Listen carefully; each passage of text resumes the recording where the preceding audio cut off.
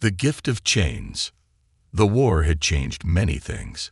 It had turned cities into smoke and glass, friends into names on walls, and men into machines. Commander Ryan Voss had seen too much of it. His eyes were tired. His heart was even more tired. After a long mission at the front lines, Ryan returned to the base. Soldiers saluted him as he passed. He didn't return the salutes anymore, not because he was proud, because he was exhausted. He stepped into his private quarters. The lights flicked on. Then he saw her. A tall alien woman stood in the middle of the room. Her wrists were bound in glowing cuffs. Her skin was a soft blue. Her silver hair fell to her shoulders. She looked at him with large, glowing eyes. Afraid, silent, and still. Ryan stopped walking. His face didn't move, but inside, he was confused and angry. "What is this?" he asked, turning to the young officer behind him. The officer looked nervous. "A reward, sir. A gift from command. Captured in Sector 12. Telvaxi female. High value." Ryan looked back at her. A Telvaxi. The enemy. She said nothing. She didn't even blink. "She yours now," the officer added, almost in a whisper. Ryan stepped closer. He looked into her eyes. She didn't flinch. She didn't lower her gaze. "Get out," Ryan said quietly. The officer quickly saluted and left, closing the door behind him. Now it was just the two of them. The silence in the room felt heavy. Ryan slowly removed his jacket and tossed it on a chair. He didn't speak to her. He didn't know what to say. He wasn't angry at her. He was angry at the system that brought her here. The war had made monsters out of men. He went to the small bed and sat down. He rubbed his hands through his short, dark hair. Then he glanced at her again. She hadn't moved. He stood up, walked over to a storage unit, and took out a spare blanket. Quietly, he walked over and placed it on the floor near her feet. Still, she didn't move. Ryan pointed to the blanket. "Sleep. Rest. I won't hurt you." She looked at the blanket, then back at him. He sighed and walked away. He didn't care if she used it. He just didn't want her to freeze. He laid down on the bed, facing the wall. The lights dimmed. The hum of machines outside became background noise. But Ryan couldn't sleep. He kept thinking about her. She was supposed to be a prisoner, a prize. But something in her eyes didn't match that. There was no hate, no anger, just silence, and maybe sadness. He closed his eyes. Minutes passed. Then something made him open them again. There was a sound, a soft sound, like movement. He turned his head. She was standing next to his bed. Ryan froze. Her hands were free. In one of them, she held something small, sharp, a blade. He didn't move. He didn't breathe. His muscles tensed, ready to fight. But she didn't attack. Instead, she dropped the blade. It clattered onto the floor. Then she slowly lifted her hands and showed him the broken cuffs. She had used the blade to cut herself free. Her voice was soft, her accent thick. "No slave," she whispered. "Not again." Ryan stared at her. She had freed herself, but she hadn't run. She hadn't killed him. She just stood there, looking at him like she was waiting for something. Maybe punishment, maybe mercy. He sat up, slowly. "You speak English?" he asked. She nodded, once. "Name?" "Salari," she said. Ryan took a deep breath. He looked at the blade, then at her hands. They were shaking. He stood up, walked past her, and picked up the blade. Then he walked to the corner of the room and tossed it into a locker. Locked it. He turned back to her. "I'm not your master," he said. "You're not my slave." She looked at him. No smile. No relief. Just quiet understanding. He motioned toward the blanket. "Rest. No more cuffs." This time, she walked over to the blanket and sat down slowly. Then she curled up like a child, her back to the wall, her eyes still open. Ryan returned to bed. He didn't sleep for a long time. In his mind, he saw her standing in the dark, holding that blade. Not to kill, to be free. And somehow, that made him feel more human than anything had in a long time. The knife and the truth. Commander Ryan Voss sat at his desk the next morning, staring at the small blade she had dropped. He had locked it away the night before, but now he held it in his hand, studying it like it was some ancient puzzle. It was crude, handmade, likely smuggled in the folds of her cloak. She had hidden it, not for violence, but for escape. That much was clear now. Larry sat on the floor in the far corner, wrapped in the thin blanket he had given her. Her silver hair fell like water around her face, and her sharp eyes followed every move Ryan made. She had not tried to run. She had not spoken another word since last night, but something had changed between them. The silence felt different now, less like fear, more like watching. Ryan finally spoke. "Where did you get this?" She tilted her head slightly. "Made it. Tooth of machine. Sharpened." He was impressed, though he didn't show it. She had taken a broken part from one of the cleaning bots in the hallway, probably while being dragged through the corridors, and turned it into a weapon. Quiet, careful, strategic. He leaned back in his chair. "You could have killed me." Larry didn't blink. Would not. Only cut chains. Ryan let the blade rest on the desk and stood up. He paced the room slowly, trying to form the next question in his mind. Finally, he turned and looked her in the eye. "Why were you captured? You don't seem like a soldier." She lowered her gaze. Her voice came softly, like a whisper being carried by wind. "Was not. I worked in research. Medicine. Biotech. Not war." Ryan frowned. "Then why are you here?" There was a pause. Her hands clenched the edge of the blanket tighter. "I ran. From Telvaxi base. Did not want to help them anymore." His eyes narrowed. "Help them with what?" Another pause. "Human weapon," she said, her voice breaking just slightly. The room went still. Even the quiet hum of machines outside the window seemed to fade away. Ryan stepped closer. "What kind of weapon?" She looked up at him now, her eyes shining, not with tears, but with guilt. "Weapon that finds only human DNA. Fast, silent, no wound, just gone." Ryan felt something twist in his chest. He had seen terrible things in this war. Cities bombed from orbit, children buried in rubble. But this was something else. "You helped them build that." "I was forced," she said quickly. "My family. If I said no, they die." Ryan sat down slowly, staring at her. His fingers tapped on the desk, restless. He didn't know what to think. Could he trust her? Or was this another trap? A long game of sympathy, just to get close enough. Then she moved, suddenly, but not toward him. She stood up and walked over to the medical scanner in the corner of the room. Before he could stop her, she slammed her fist into the sharp edge of the machine. "Hey!" he shouted, jumping up. But it was too late. Blood ran down her arm. She pressed it against the scanner.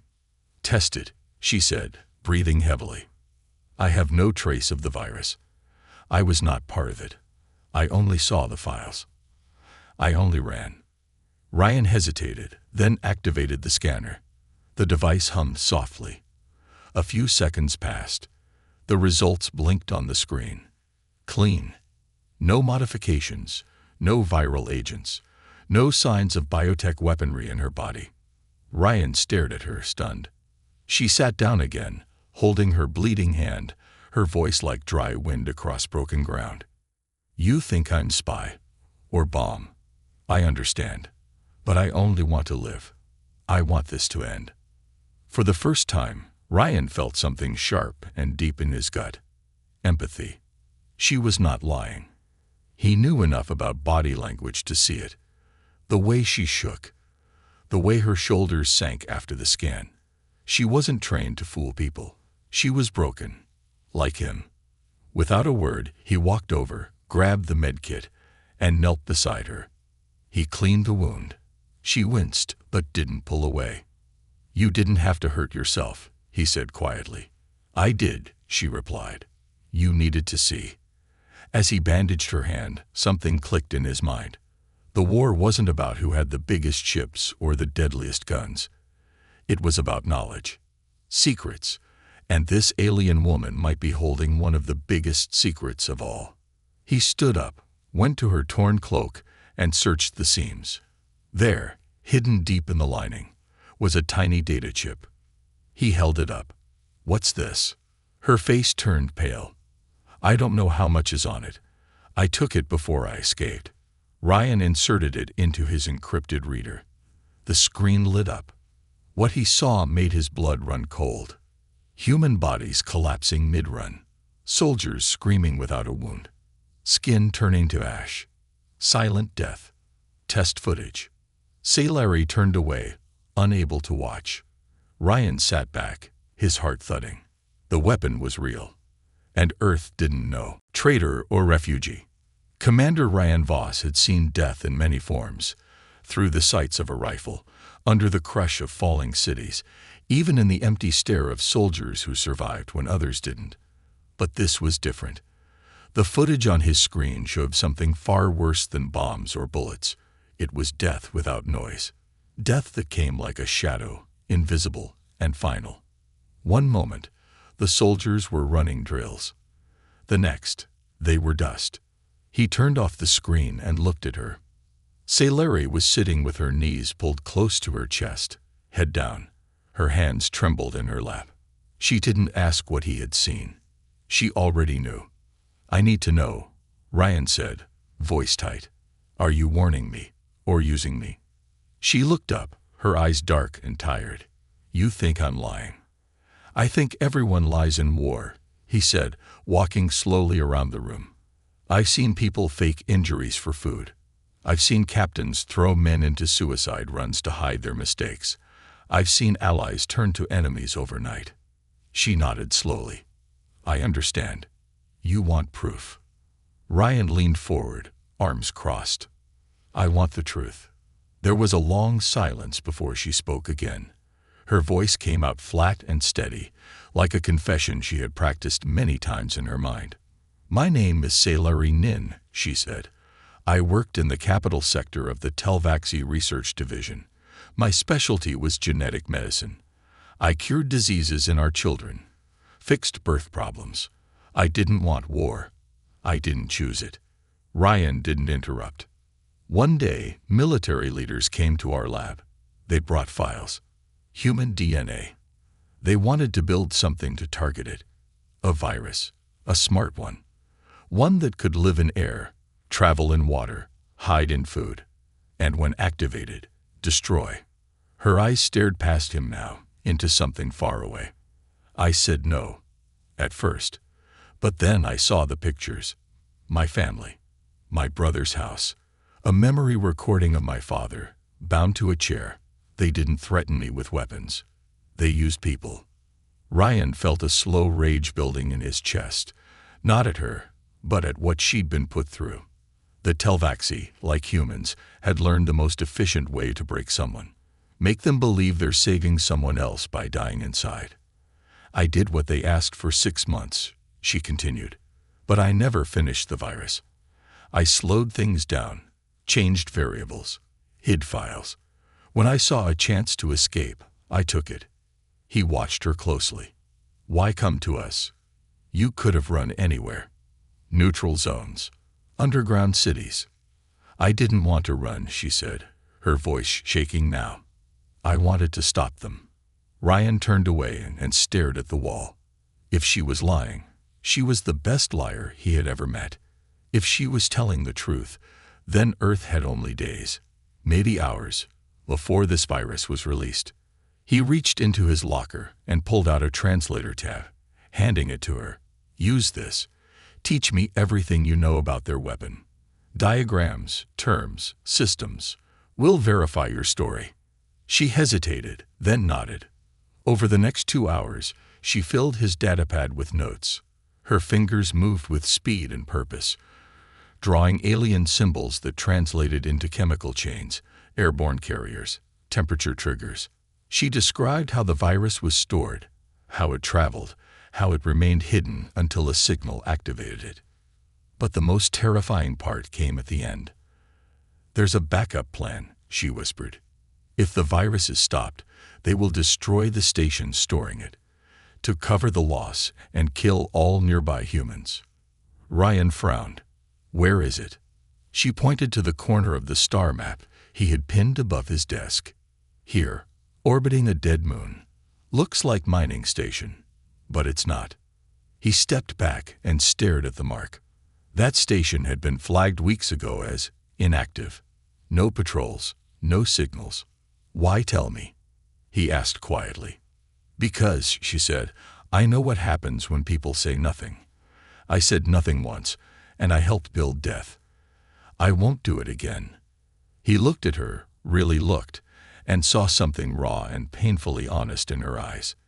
This wasn't an enemy. This wasn't a trick.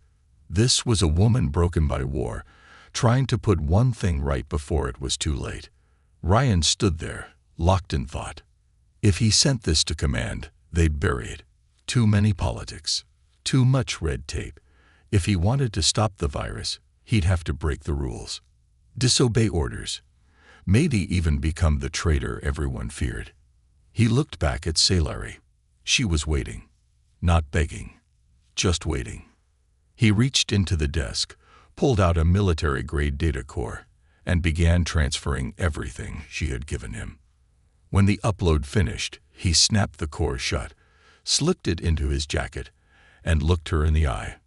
"We leave tonight. The mission nobody knows." By the time darkness fell over Outpost Theta 9, Commander Ryan Voss was no longer a decorated officer of the Terran Front.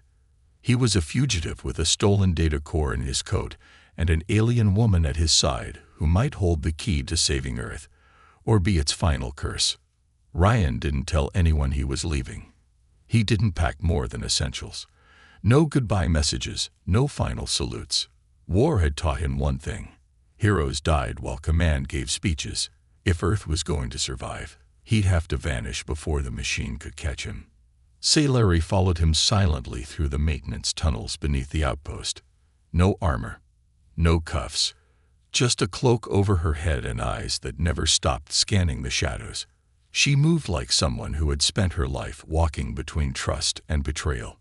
They emerged near the outer hangars, where unmarked cargo ships buzzed like insects, loading crates and fuel. Ryan led her to a beaten-down transport ship, something old enough to be overlooked, fast enough to matter. "How did you get clearance for this?" she whispered. He didn't answer. Instead, he flashed an old pilot's tag, one of the first things he'd ever earned in the service. It no longer had the power it once did, but it still opened just enough doors. Once inside the cockpit, the ship hummed to life. Ryan's hands danced over controls like he was playing an old piano, each key a memory from another war. As the engines warmed, he glanced back at her. "You sure this is the right path?" She didn't hesitate. "If we don't reach Earth Central with that data, they won't believe the threat is real. The virus will launch, and no one will be ready." Ryan nodded. He'd already known that. He just needed to hear someone else say it. The ship lifted, breaking through the clouds like a ghost. No alerts, no alarms, just the quiet pull of space as it swallowed them whole. For hours, they said nothing. Only when the stars had settled outside the window and the systems ran smooth did Ryan speak again. Back at the lab, he said, eyes fixed ahead, "Did you ever see the virus work in real time?" Salari didn't answer right away. When she did, her voice was so soft, he almost missed it. "Only once, on one of your prisoners." His jaw tightened. "I didn't know," she said quickly. "They told me it was a simulation. I thought it was fake." She looked away, as if the stars themselves might judge her. "When I realized it was real, I didn't sleep for weeks."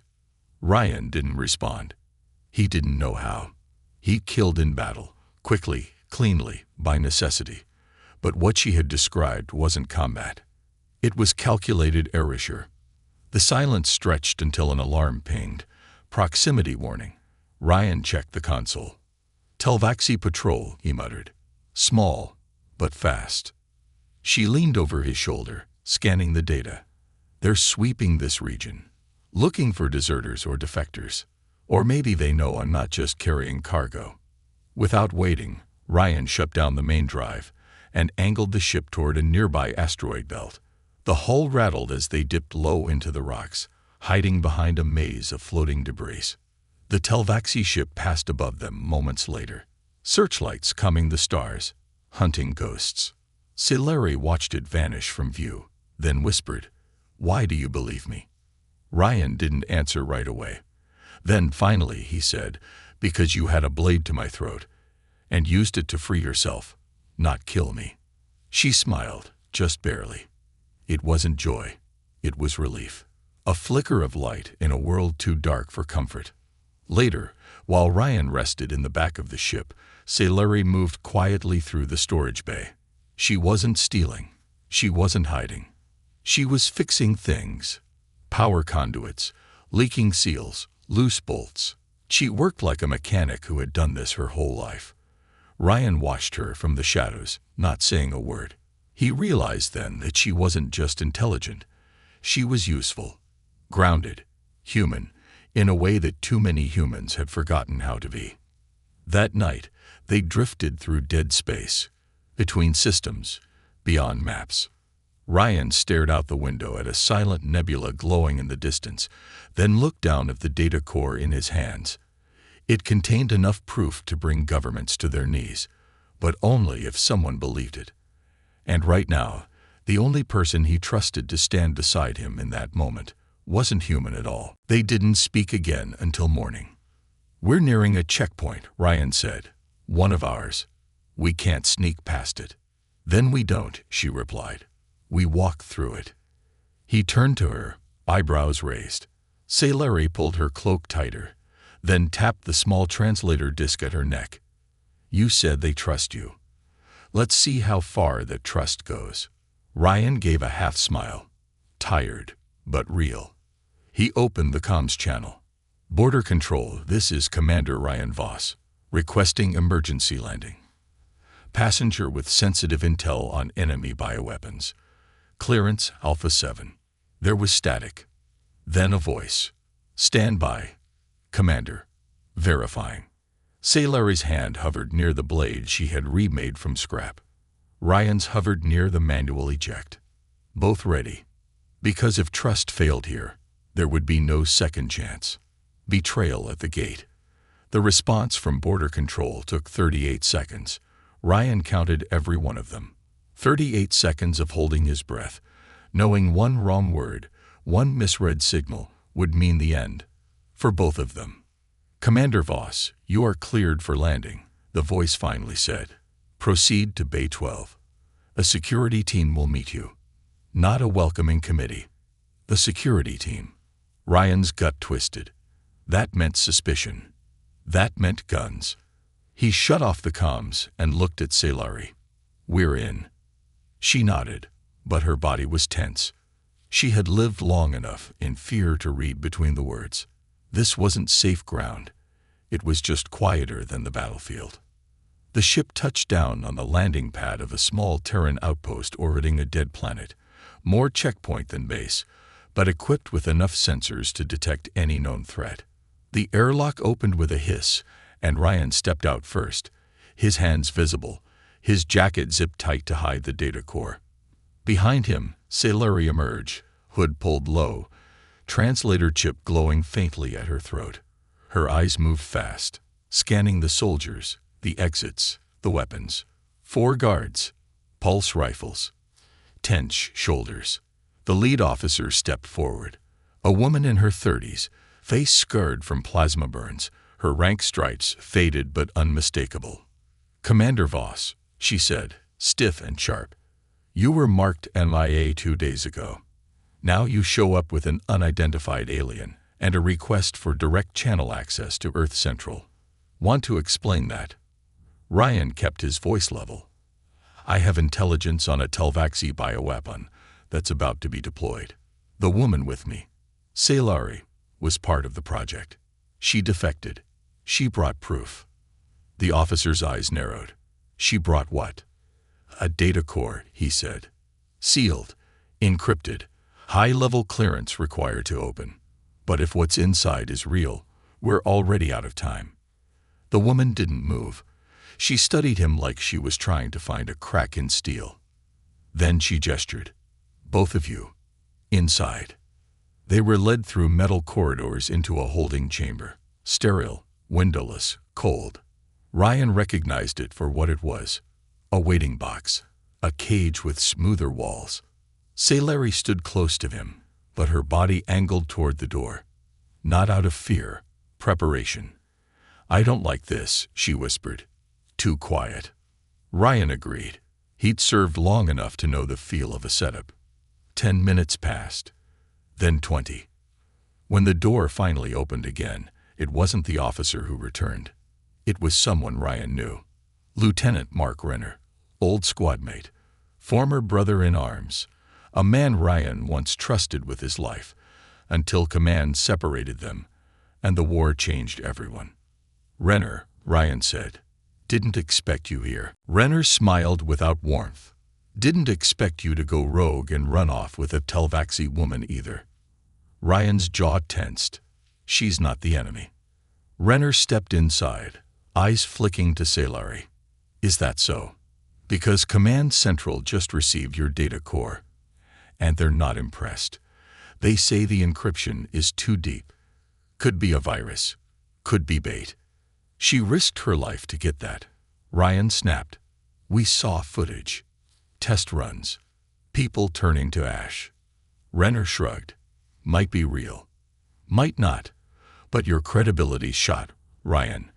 You left your post, disobeyed orders, brought an enemy into a classified zone. You're not a hero anymore. You're a liability. He turned to Salari, his voice colder now. And you.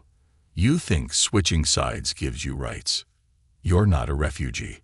You're a threat. One I'm authorized to neutralize. Ryan stepped in front of her. You'll have to go through me. Renner didn't flinch. I was hoping you'd say that. 2 guards stepped in from behind, weapons raised. Ryan's hand twitched toward his sidearm, but Salari was faster. With a sudden flick of her wrist, a small silver disc flew from her sleeve and hit the lights. The room plunged into darkness. The next few seconds were chaos. A flash. A scream. A crash of metal. By the time the backup lights kicked in, Ryan and Salari were gone.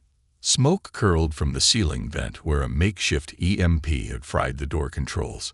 Alarms screamed across the outpost.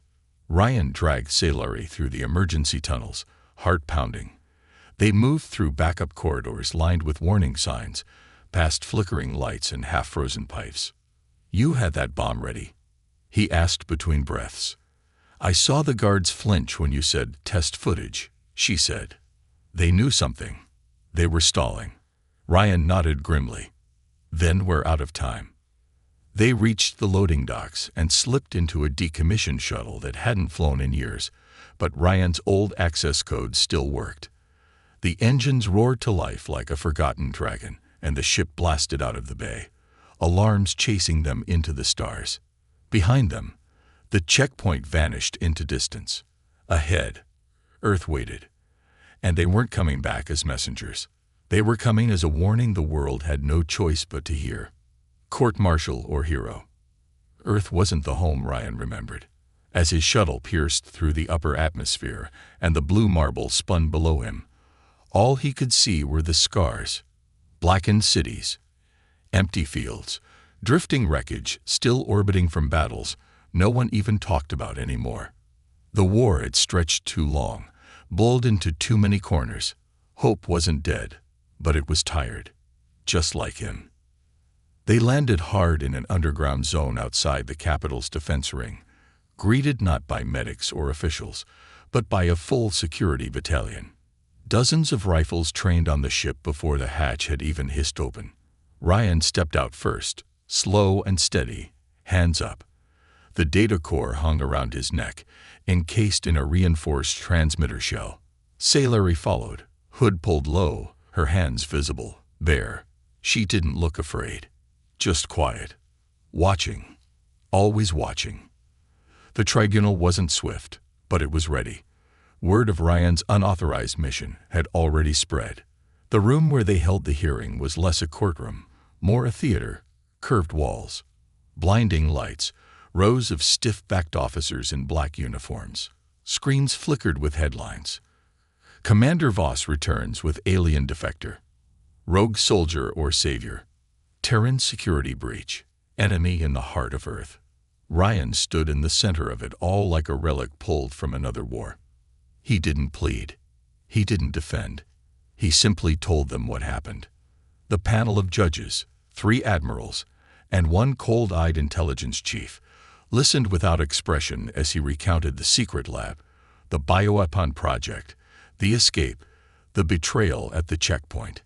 He gave them coordinates, access codes, timelines, and when he was done, he held up the data core. "This is the proof," he said. And he turned toward Salari, who stood silent beside him, "risked everything to bring it to us." They stared at her as if she were a painting that might explode. The intelligence chief finally spoke. "And how do we know this isn't a trap?" Ryan almost laughed. "Because if it were, you'd already be dead." Still, no one reached for the data core. No one moved. Then, without a word, Salari stepped forward and removed the small bandage from her wrist. Embedded beneath her skin, nearly invisible, was a node. Organic tech. Telvaxi made, glowing faintly. "What the hell is that?" one of the admirals barked. She answered softly. "Failsafe. Last piece I stole before escaping. Key to stopping the virus." They didn't believe her. Not at first. But Earth scientists were already working in the shadows. The data core had been passed to the labs even before the tribunal began. Deep below the city, in classified research levels, they had begun decoding the information. What they found horrified them. It wasn't just a virus. It was a message. The Telvaxi had already launched the payload. It was en route to Earth. Projected arrival. 6 hours. Ryan and Salari were pulled from the tribunal without warning. Military personnel rushed them through secured elevators, down to the core level where the brightest minds on Earth had gathered, and were now panicking. The virus was encoded in layers even Earth's AI systems struggled to unravel. It adapted faster than anything they'd seen. But Salari understood it. It had been her cage once. Now it was her weapon to dismantle. "Your people will never accept this," one scientist muttered as she began interfacing with the control station. She didn't look up. "I'm not doing this for your people." Ryan stood beside her, his hand on her shoulder. "We're doing it for everyone who never got a choice." As the countdown ticked toward disaster, alarms lit up across the base. Orbital sensors had picked up a Telvaxi fragment, disguised as space debris, drifting within firing range. The payload wasn't just chemical. It was designed to be released into the atmosphere silently. No warning, no flash, just wind, just air, then extinction. 10 minutes, a technician called out. Salari's hands moved faster. Her skin had begun to pale, her breath shortening. The node beneath her wrist was interfacing directly with the planetary grid. She was feeding it the shutdown code, but her own biology was being used to transmit it. The device wasn't meant to deactivate. It was meant to overwrite. "She's burning herself," Ryan said. "She'll die if she keeps going." But she didn't stop. She only looked at him once, her eyes shimmering. "Don't let them forget I tried." Then she closed her eyes and whispered something in her language, a sound like wind over broken stones. The payload approaching Earth never released. Instead, it imploded, its own programming overwritten, its code reversed, its molecules turned against themselves. The danger was gone. Earth was safe. But Salari collapsed. Ryan caught her before she hit the floor. He screamed for help. Medics rushed in, systems blinking, commands shouted. She was placed in a cryopod, her vitals faint but alive. Above, the tribunal room went dark. Across the world, war headlines disappeared. They were replaced with one word: save it. What happens next shocks everyone. She slept for 9 days. Inside the cryopod, Sci-Fi looked more like a statue than a living being. Still, pale, caught between one breath and the next. Ryan visited her every day. He sat beside the pod with nothing but silence to offer. No medals, no orders, no speeches, just presence. A human, waiting for the one person who'd saved his entire species to open her eyes again. Outside the room, Earth had changed. The news spun like wildfire. The virus had been stopped. The Telvaxi payload neutralized. The war, while still officially ongoing, had reached an uneasy silence. People no longer talked only about losses. They talked about what had been almost lost, about how close the world had come to ending, not with fire or invasion, but with a breath. The tribunal dropped all charges against Ryan. No apology. Just silence. That was how institutions worked. Break a man, then move on. They tried to give him a medal, but he refused. He said only one person deserved to stand on that stage, and she wasn't awake to hear the applause. They offered to debrief Sci-Fi when she recovered. She'll need to be questioned, one general said coldly. Ryan didn't respond. He simply stared at the man until the conversation ended. Then, on the 10th day, her fingers moved. A twitch, a flicker. The hum of the pod shifted as the AI registered change. Ryan stood instantly, pressing his hand to the glass. Her eyes opened slowly, like she was waking from centuries of sleep. She blinked once, then again. Then her gaze found him. "You stayed," she whispered. "I told you I would," he said, voice cracking around the words. She smiled, barely. "Is it done?" "It's done," he said. "You stopped it. Earth's safe." She looked away, silent for a moment. "Then they won't need me anymore." Ryan shook his head. "That's not how it works." She gave a quiet laugh, bitter and beautiful at once. "I've seen what happens to people like me. I'm a ghost now. I can't go back to my world. I don't belong in yours." He reached into his coat and pulled out something small, a strip of metal engraved with Earth's emblem, and 2 words, "Honorary Citizen." "It's not much," he said, placing it in her hand, "but it's real. You belong here now, if you want to." She stared at the engraving, her thumb brushing over the lettering. No one had ever offered her a home before. Only prisons, only cages dressed in different names. Ryan leaned closer. "You save my people, not with weapons, with choice, with sacrifice. That matters." She looked at him, really looked at him, and asked quietly, "Why did you help me?" He hesitated, then said, "Because when I met you, you were in chains, and you still chose mercy. You could have killed me. Instead, you gave me truth. That's rare. That's worth fighting for." They discharged her 2 days later. Ryan walked with her as she stepped onto real Earth soil for the first time. Not a battlefield, not a sterile base, just a quiet park near the coast, where the wind carried the scent of sea salt and green things still remembered how to grow. She stood barefoot in the grass, blinking at the sun. "It's warm," she said, surprised. He chuckled. "Yeah, we get that here sometimes." She turned slowly, taking it all in, the sky, the breeze, the sound of children laughing in the distance. Her eyes filled, but she didn't cry. She'd cried enough. A small crowd had gathered nearby. Not a mob. Just people, civilians, soldiers, even a few scientists, watching her with something close to awe. Not fear, not hatred, just quiet gratitude. A little girl stepped forward, holding a single flower. Sci-Fi knelt down, accepting the gift without a word. The girl asked, "Are you really an alien?" Sailari smiled gently. Yes, but I think I'm also a little human now. The girl beamed and ran back to her parents.